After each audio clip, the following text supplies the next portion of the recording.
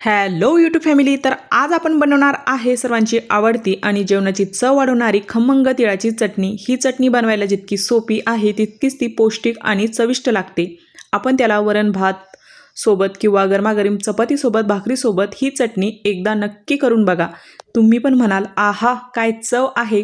चला मग वेळ वाया न घालवता रेसिपी बघू. चटणीसाठी घेतली ती आपण 1 वाटी इथं तीळ घेतले. साहित्य बघूया.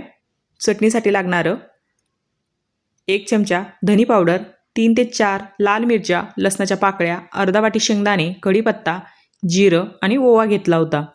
नंतर इकडे ठेवली कढई तापायला. आज आपण पौष्टिक तर चविष्ट तर आहेच, पण पौष्टिक पण तेवढीच ही तिळाची चटणी असते. नंतर इथं खमंग असा आपल्याला हा तीळ भाजून घ्यायचा आहे. गॅस मिडियम ठेवायचा. छान त्याला हलका सुगंध येईपर्यंत आपल्याला हे तीळ खमंग असे भाजून घ्यायचे.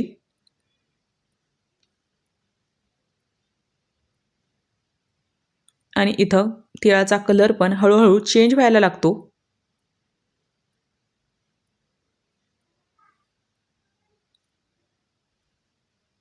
आणि एक हलका सुगंध त्यातून यायला लागला होता. म्हणजेच आपले आता तीळ हे भाजून आता तयार झाले आहे.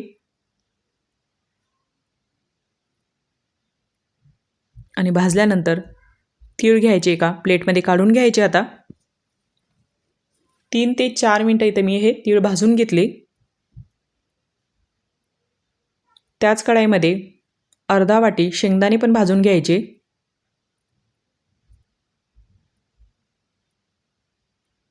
आणि त्या शेंगदाण्यामध्ये इथं मी जिरं आणि ओवा पण भाजून घेतला. त्याला पण व्यवस्थित भाजून घ्यायचं, म्हणजे चटणीची छान स्मेल येते. ओवा आणि जिरं घातले की नंतर ते भाजले की ते पण तिळामध्ये काढून घ्यायचं. नंतर इथं लसणाच्या पाकळ्या पण हलक्या भाजून घ्यायच्या.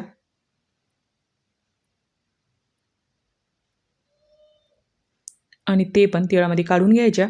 नंतर लाल मिरच्या भाजून घ्यायच्या. 4 ते 5 आपण इथं लाल मिरच्या घेतल्या होत्या. त्या आपण अशा हलक्या अशा भाजून घ्यायच्या.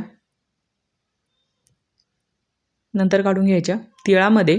आणि तिळासाठी इथं मी मोठी प्लेट घेतली होती, म्हणजे आपल्याला तीळ थंड करून घ्यायचे आहे. अगोदर तीळ थंड करून घ्यायचे. नंतर त्यामध्ये कढीपत्ता, धनी पावडर 1 चमचा, चवीनुसार मीठ घालायचं.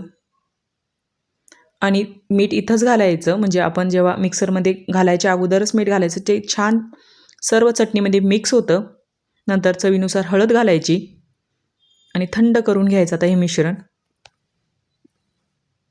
आणि हे मिश्रण थंड झाले की आपल्याला मिक्सरला फिरून घ्यायचं आहे. पण मिक्सरला फिरवताना मी तुम्हाला 2 टिप्स सांगणार आहे मिक्सरला चटणी कशी फिरवायची. त्यातली पहिली टिप्स म्हणजे चटणी मिक्सरमध्ये सतत फिरू नका. मिक्सर पल्प मोडवर थोडं थोडं चालवा, बंद करा. म्हणजे चालू बंद करून चटणी आपल्याला ही मिक्सरमध्ये फिरून घ्यायची आहे. त्यामुळे चटणीला छान असं टेक्स्चर येतं.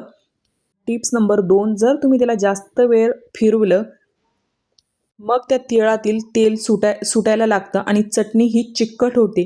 तर त्यासाठी चालू बंद करायचं आणि मिक्सरला फिरून घ्यायचं. आणि एक वेळेस फिरले की आपण इथं लाल तिखट पण घातलं अर्धा चमचा. आणि इथं आपण 3 वेळेस फिरून घेतलं चालू बंदमध्ये. आणि बघा नंतर मग छान असं त्याला रवाळदार टेक्स्चर आलेलं आहे आपल्या चटणीला इथं. म्हणजे एकदमच बारीक करून टाकायची नाही,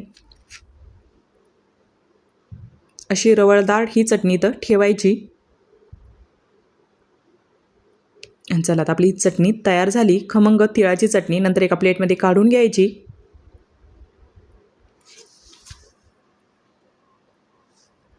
आणि त्याला थोडं थंड होऊ द्यायचं. स्टोअर करण्या अगोदर डब्यामध्ये भरून ठेवू नका. अगोदर त्याला थंड करून घ्या.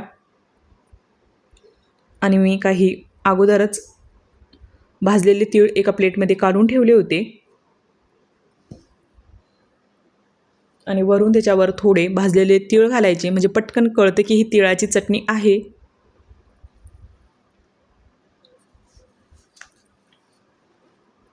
तर अशी झाली आपली खमंग तिळाची चटणी. जर तुम्हाला ही रेसिपी आवडली असेल तर व्हिडिओला एक लाईक करा, तुमच्या मित्रमैत्रिणींसोबत शेअर करा आणि अशा चविष्ट रेसिपी पाहण्यासाठी आपल्या चॅनलला सबस्क्राईब पण करा. आणि तुम्हाला ही खमंग तिळाची चटणी कशी वाटली कमेंटमध्ये नक्कीच सांगा. नंतर मी एका डब्यामध्ये स्टोअर करून ठेवली आणि ही स्टोअर केल्यानंतर तुम्ही 3 ते 4 महिने त्याला आरामशीर स्टोअर करून खाऊ शकतात. म्हणजे त्याला असं काही बुरशी वगैरे काहीच लागत नाही. तुम्ही फ्रीजमध्ये ठेवा किंवा नका ठेवू, बाहेर पण ठेवलं तर चालतं.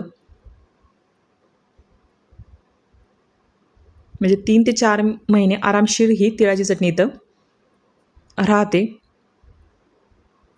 तर चला मग, थँक्यू.